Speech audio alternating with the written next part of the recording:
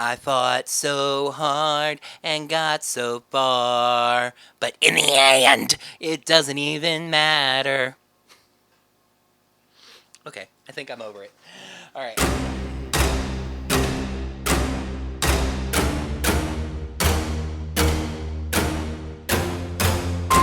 Hello there, heroes. I'm the Orange Ranger, and welcome to another comically long review.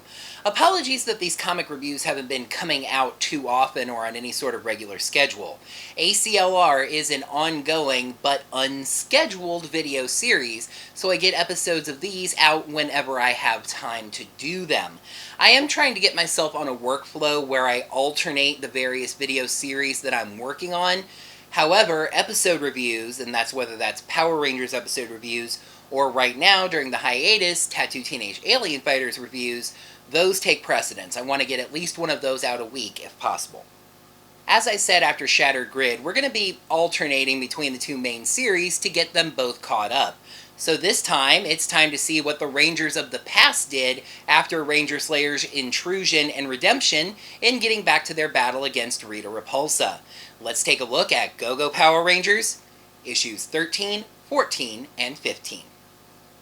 Considering that this was the back-to-normal issue for GGPR, I'm a little surprised Boom didn't treat it as something of an event comic. There are only 4 covers. The Retrosode cover is kind of Green with Evil Part 1, it's the Rad Bug, which I believe was introduced in that episode but had already been built previously. There's a Ranger variant of the Pink Ranger, seen mouthpiece to skirt. The movie poster cover is Can't Hardly Wait. And the main cover is absolutely badass. It's a dark gothic sort of look as Rita and her minions loom over the Megazord and the Rangers' helmets, seen with schematics of their Zords and weapons. Oh, good. Now that we're done with Shattered Grid, we can get back to the time jumps. Yay. 6 years before Arrival Day, some kids are playing dodgeball. One kid seen off screen talks a lot of game, but also backs it up, quickly eliminating Jimmy, Miles, and Russ. Turns out that kid is Zach, and he winds up to knock Peter out of the game, but then a ball hits him in the shoulder, eliminating him instead. The teacher says it was a new kid, and that kid turns out to be Matt. Zach grumbles about the loss. 6 weeks after Arrival Day, the Rangers are fighting Pudgy Pig. None of this alternate monsters in Rita style. You want a time frame for Shattered Grid in terms of the earlier parts of the show? Here you go, right before Food Fight. Same plan, they got the pig to eat a spicy root and made it puke back up their weapons. Awesome full-page spread of the Rangers forming the Power Blaster. And it ends for the monster about as quickly as it did originally. On the moon, Squat, Babu, and Finster worry over who should tell Rita about the monster's failure, but it turns out she never expected it to succeed in the first place. She tells Finster to whip up the last of that super special putty mix, and for Squat and Babu to get their weapons. She holds up a vial of red fluid, calling it a key, but now she has to fashion the door. At Trini's house, she's looking for a particular yellow sweater, and we get a nice little in-joke about all of her yellow clothing. Your hair is different and you're agonizing over the same colored clothing. What's his name? She plays it off, but her mom is on to her. She's keeping with Trini's request for space and trust and assures Trini basically that she's amazing, and if she just lets whoever this is see that, he won't even notice the sweater. Meanwhile, Billy's dad, who, again for new viewers, is intentionally drawn to resemble David Yost, surprises his son with a new car. Well, a car, anyway. Sort of. It's a beat-up Volkswagen Beetle that he was able to buy after selling the Promethea VR helmet Billy had said to throw away. He was thinking the two could fix it up as sort of a father-son project. That bug looks totally rad, right? At school, Billy and Trini talk about Jason. He's stopped going to Ernie's early to train, only showing up for his karate classes. Trini asks if Billy thinks something is wrong, but Jason overhears this walking in, joking about forgetting his homework. When they ask him about not training in the morning, he says that he's just working out at home now. But we get to see what's really going on as Jason is helping his bedridden father. In a gut-wrenching moment, Trini asked if he'd tell her if something was wrong, and he says that she would be the first to know. Ugh. Rita makes a little speech about how annoying the conquest of Earth has been. All right, Emperor Gorganus. Even how she swore to never step foot on the planet until it belonged to her. However, her plan requires a specific point of spatial convergence, and of course, it lands in the middle of a mini golf course. She teleports down, telling her minions to occupy the Rangers when they arrive. Back at the school, Kim and Zach discuss a date idea that he has for Violet. He blindfolds her, drives her around a little bit, and then Alpha teleports the car to Hawaii. Using your powers for personal gain, everybody! The two run into Matt, who Zach greets and asks if he'll talk to them now. He just walks right past them. Zach is upset about this, but Kim has this weird sort of resigned anger about it. At least she doesn't have to sneak around and lie to him, and he's safer not being associated with her. Zordon summons them, telling them that Rita has come to Earth and attacked a recreation center in New York. I get the generic name, but make something up. Rita is attacking a Funyun Rings west of New York. Zach and Kim are all too happy, ready to vent some frustration.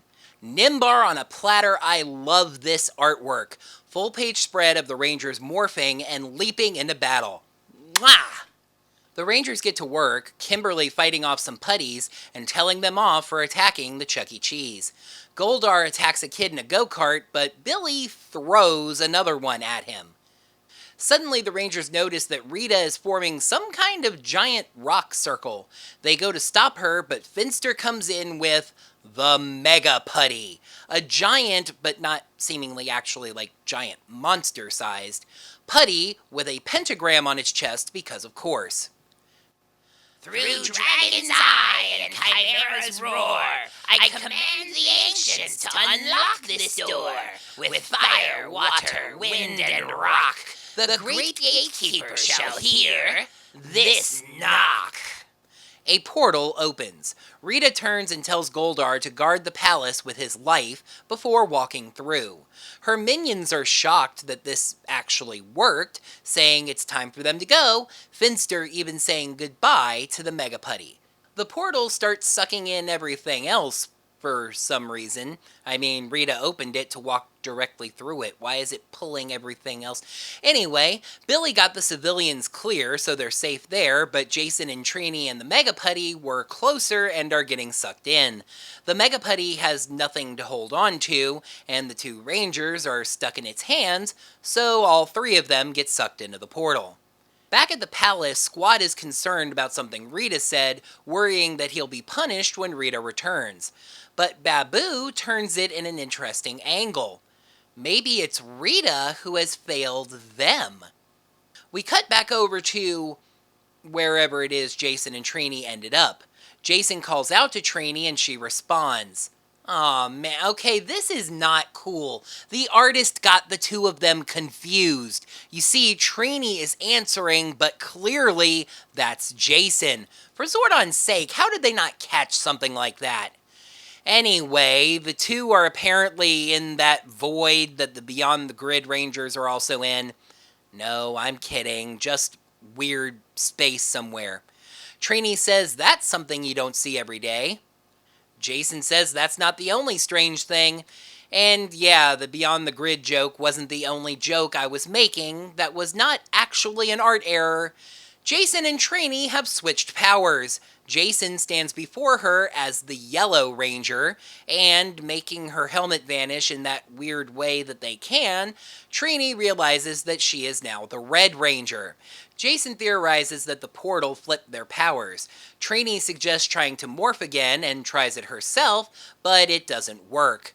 Also, her yelling out seems to have drawn some attention. Issue number 13 is definitely back to basics and setting up for the next major arc of the story. That takes away from a bit in the action department, there's not too much of that, but we get nice little moments of setup drama. And of course, red and yellow, in the end, sets up for the next major arc of this story. Issue number 13 gets a 3.5 out of 5. 5 covers for issue 14. The Ranger variant is Ranger Slayer, seen nose to waist like Kim before. The movie poster cover is Wayne's World, showing Bulk and Skull instead of Wayne and Garth. Party on, Bulk. Party on, Skull. The Retrosode cover is oddly timely for me, as it's the episode Switching Places, where Billy and Kim switched bodies. I'm about to review the Tattooed Teenage Alien Fighters episode Switch, where the boys and girls switch bodies. There's a Ranger Stop exclusive for this one, and it's Lord Draken. Is it relevant to the plot inside? Heck no. So why go with him? Because Draken sells, folks. The main cover reveals the big happening last time as a male Yellow Ranger and a female Red Ranger stand ready to fight an army of aliens. 6 years before Arrival Day, every significant character-shaping event happened to each of the Rangers as children. This time it's Jason, who has been dropped off by his mother at the Angel Grove Karate Academy.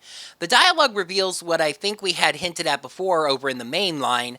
Jason attended a summer camp and was a bully, apparently breaking the bone of another child. The teacher says he has classes full of kids like Jason, entitled boys out of control and thinking they're tougher than they actually are. Jason calls him a glorified daycare worker who likes pushing kids around. The teacher breaks him right down. He's a scared, angry kid who breaks things because he can't deal with his feelings, and he feels worthless and broken.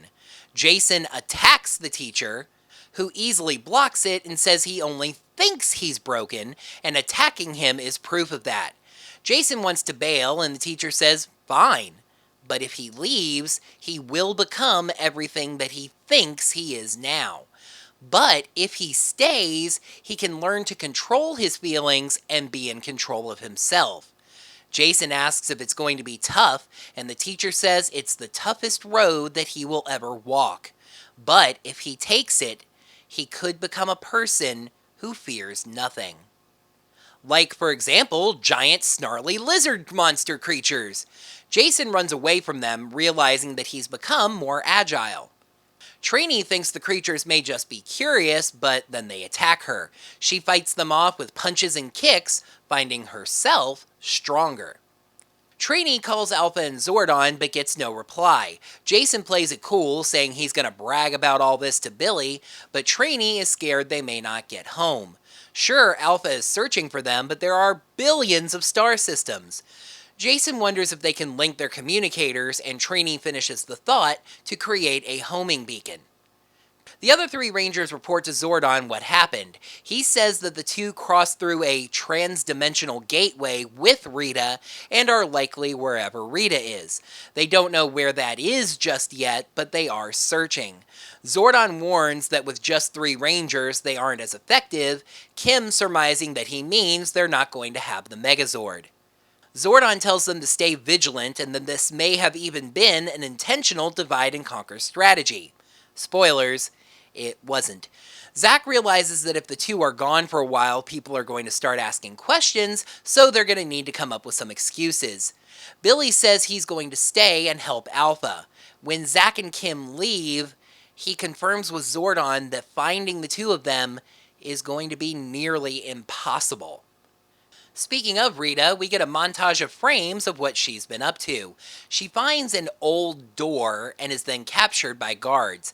They take her to an imposing palace as someone narrates to her about the city they're in, built by slaves at the time who have now taken power. She has been brought before the leader of these slaves become rulers, the Kedri, Warrior Queen Adriel, leader from the planet Breel. You may remember Breel from issue 5 of the main line. The Queen calls Rita Liberator and asks why she's there. Can't a mother simply look in on her children? Adrielle says her mother gave her the scars on her face when she took power, and if she is indeed Rita Repulsa, she can pass a simple battle test. Roll for initiative, Rita. Rita, of course, wipes the floor with these soldiers, leading the Queen to rise to battle Rita herself. But Rita says she didn't come to fight. She wants a favor. Finster is working on a monster, asking someone interrupting him, "What is that you want?" Yeah, a little script error there with the grammar. It's Babu, who seems to be hard at work planting the seeds of a mutiny. In this case, he asks Finster how many worlds his creatures have destroyed for Rita, and if maybe she's creatively stifling him. Zach has stepped in for Jason's karate classes, demonstrating hip-hop keto to the students. They don't seem all that eager to try it. Kimberly says something is wrong. She went to Mrs. Appleby to ask for an extension on a paper for Trini and Jason, but she said that the two of them had already uploaded their papers from the library earlier that afternoon. Ernie asks if Zach is covering Jason the rest of the week, and he says yes, saying that Jason got food poisoning from the Angel Grove High cafeteria. Ernie says that's funny, since Jason texted him earlier to say that he's visiting a sick aunt. Ernie takes it in good grace, just saying that if Jason wants to play hooky, they should work on keeping their story straight. The two of them think it was Billy, but back in the command center, Billy says that he hasn't done anything. They are interrupted by a signal from Jason and Trini. The Rangers are grateful to see them alive, but notice that they're in the wrong colors. Zordon says natural phenomenon can disrupt the connection to the grid. Ranger Wiki pointed out that the Christmas episode I'm Dreaming of a White Ranger with the magnetic fluctuations of the North Pole came to mind with that. However, he's never seen anything like this before. Zordon says it should switch right back when they return, but the signal is too weak to bring them back right now. That signal then starts going out, and Jason thinks it might be because they're under attack. Jason tells Trini to bottleneck the soldiers into each other just like putties, and they get to it. Jason's not very fond of the power daggers, finding them too short to be effective. "Back off, you tatted up alien elf pack! Mama's got the big sword now!" That line is worthy of a standing ovation. A thought bubble suggests that they run, but Trini heard it like a voice. She asks Jason if he said run, and he says no. She realizes that she can hear his thoughts, which Jason confirms. Realizing he doesn't actually have a plan, she asks, and he says to run. Once again, I'm reminded of Star Trek TNG, this time the episode Attached, where Captain Picard and Dr. Crusher had devices where they could hear each other's thoughts. They run off, a leader soldier telling the others to fire, and that if the Rangers escape, their lives are forfeit. The Rangers keep running, but Trini sees they're running towards a cliff. She says no, he says yes, and they jump, Jason saying to trust him. Billy and Kim are at the juice bar discussing things. Billy brought up how his dad got him a car and he should be grateful, but it's a piece of junk, and Kim's not even listening. She's staring at Matt, who's hanging out with football buddies and cute girls. Billy brings her back, saying he and Zach think that he's just trying to make her jealous. But she says she's getting some fries.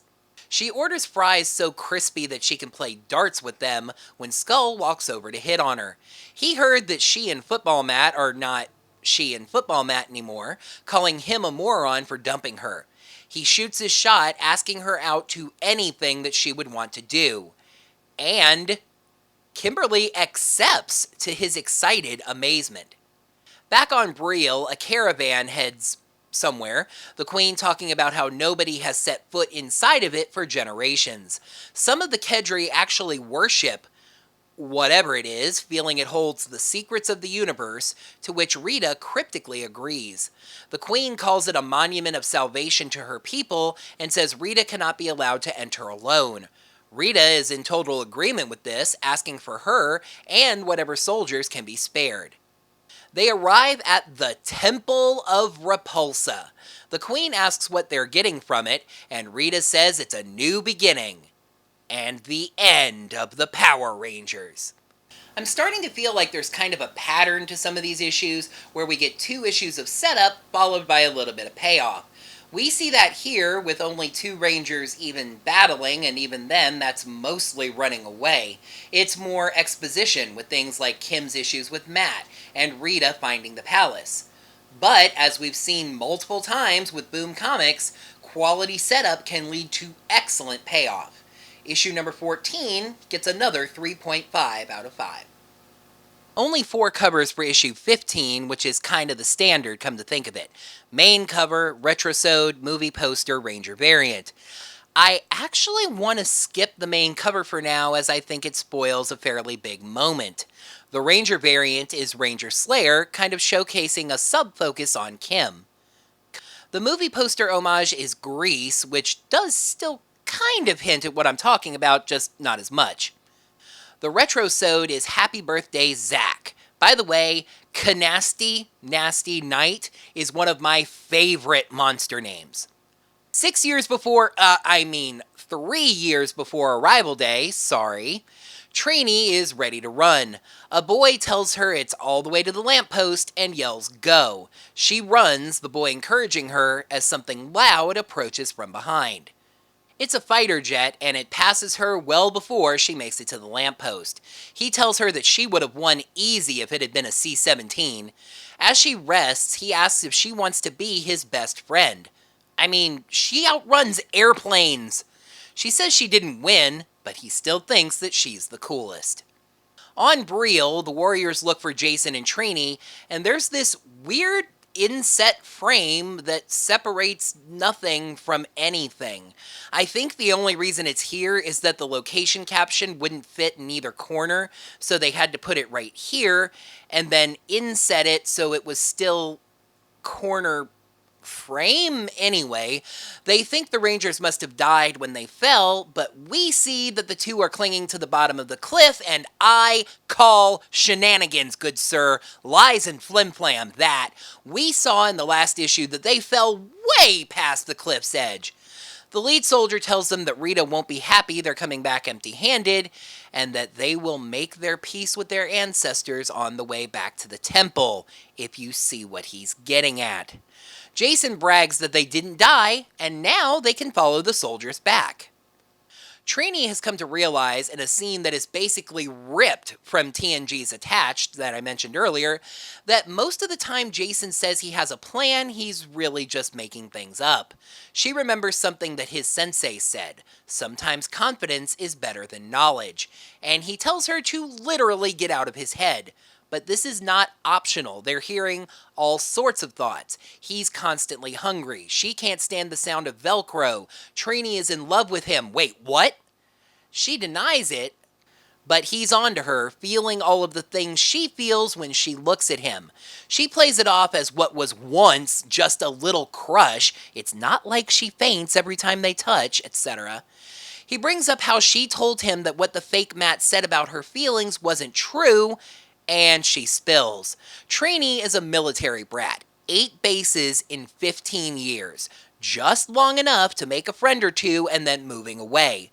So the idea of having more than a friend is terrifying. He's feeling those feelings now too, so she tells him to just do what she does. Push them down and they'll go away. In the command center, Billy has told Zach about the car. It's not a great car, but it's freedom, and Zach is a little jealous.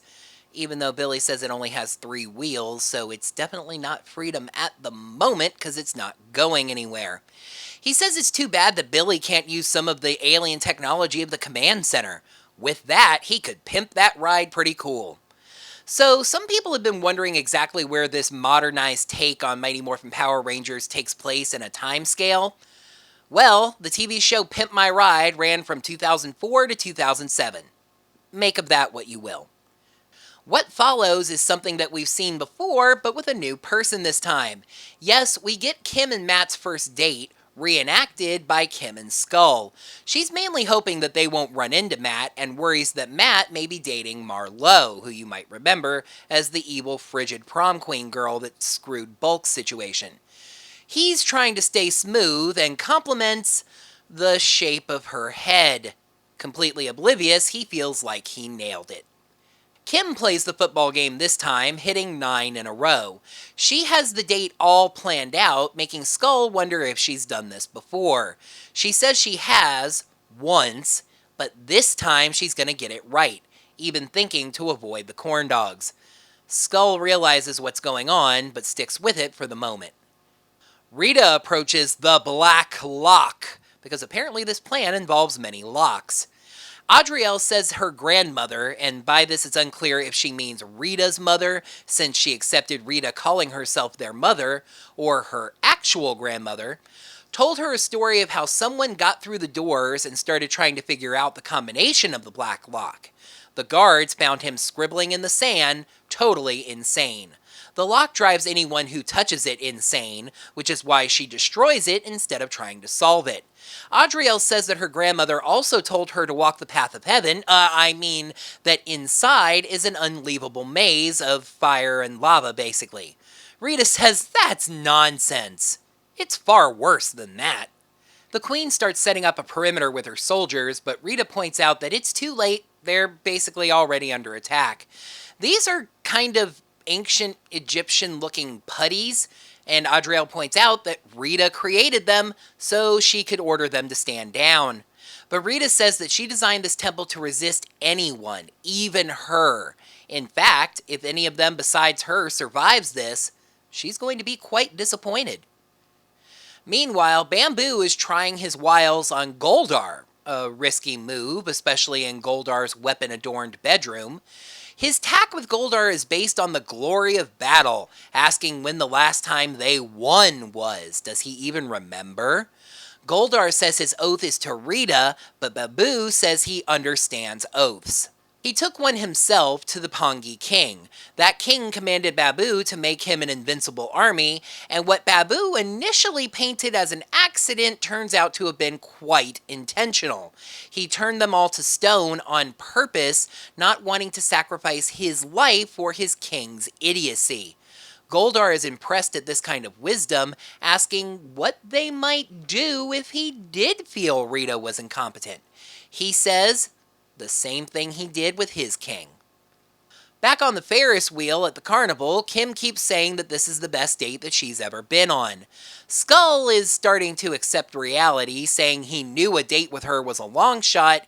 He was really just hoping that she was over Matt. She says she is, but he knows the reality. She tries to convince Skull by kissing him, and Eugene Skullovich mans up, actually stopping her. He says he's dreamt about this for a long time, but this isn't right. The look on her face reminds him of his own mother, who said she was fine when his father left, but she was in denial. He offers to let her talk about it as a friend, but in her shock and embarrassment, she just asks to go home. In the temple, Rita and Adrielle are fighting off the last of the putties. Her soldiers died to disappoint Rita, as 2 people are going to survive this. Rita says she sees some of herself in the queen, and Adrielle basically asks to go to a war with Rita, submitting to her when she has knelt to nobody else. However, someone else says Rita will only betray her.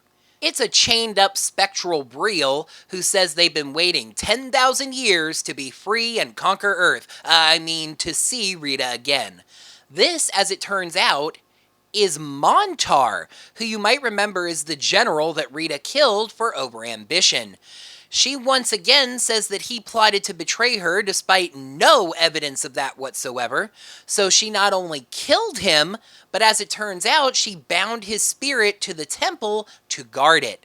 Rita says she can easily deal with him, but needs a moment, and Adrielle leaps in to give her one.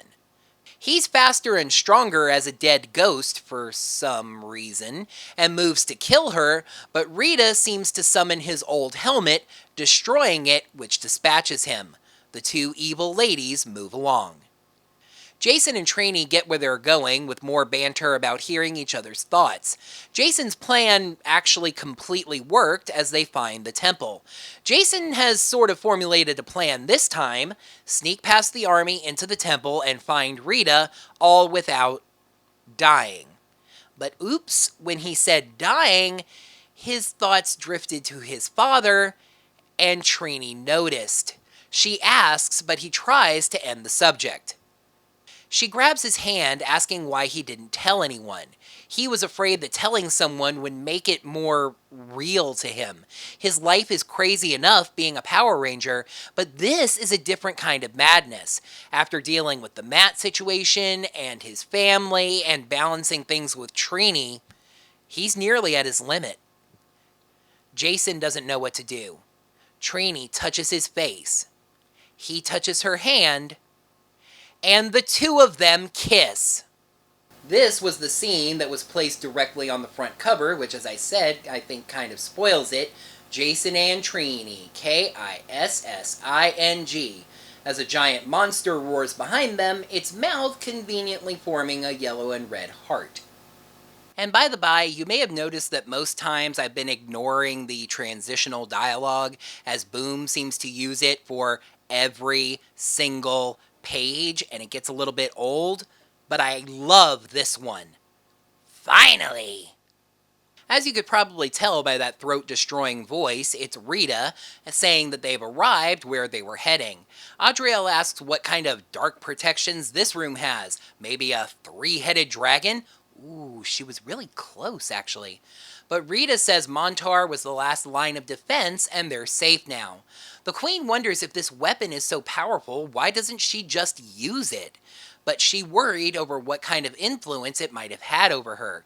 She hid it here because this planet has a sort of natural camouflage that she's never even been able to magically replicate. So what is this secret weapon? It's a skeleton! Just kidding, it's the Dragon Power Coin. Yes, the quest to create the Green Ranger has begun, and this skeleton is eating webs in his excitement.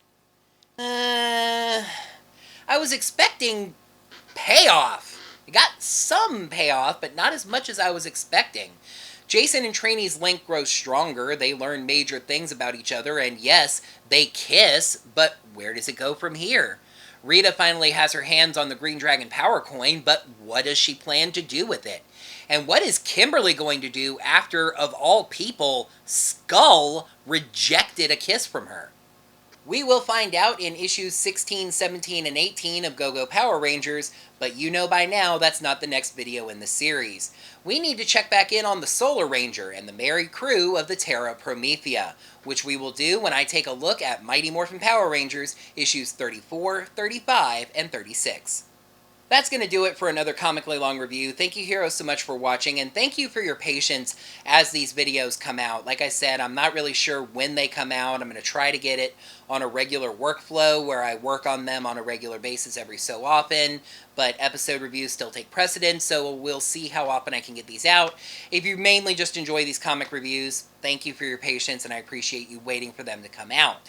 Make sure to like the video by clicking that thumbs up button right down below, and in the comments below, let me know what you thought about this particular arc. Like I said, overall, these three issues, I should say, felt a little light on the action, a little heavy on the exposition. Again, it's all very good. It's building up to some excellent payoff, I know, because I've read ahead. I just haven't reviewed yet. But, you know, they just weren't as exciting in the moment, so to speak. But what did you think? Let me know down in the comments below. Make sure you're subscribed to the channel to see all of my videos and ring that bell. Get your notifications set up so you get notified of whenever I post brand new videos like these comically long reviews. And if you'd like to lend any financial support to my channel, you can go over to ko-fi.com/OrangeRangerVideos. Donate me a coffee. Those are set at $3, and I greatly appreciate any of them that I see pop up over there on Coffee. Until next time, heroes, may the power protect you. Full page spread of the Rangers morphing and bleh. The Rangers get to work. Rita, wow. Jason theorized, and of course, every significant character, Warrior Cream. He tells her that she would have won if it had been in C7. As I completely lost where I was on the page. And Adriel asks, God, fart, to see Rita again. This was the scene that was... But what is she going to do with it? And...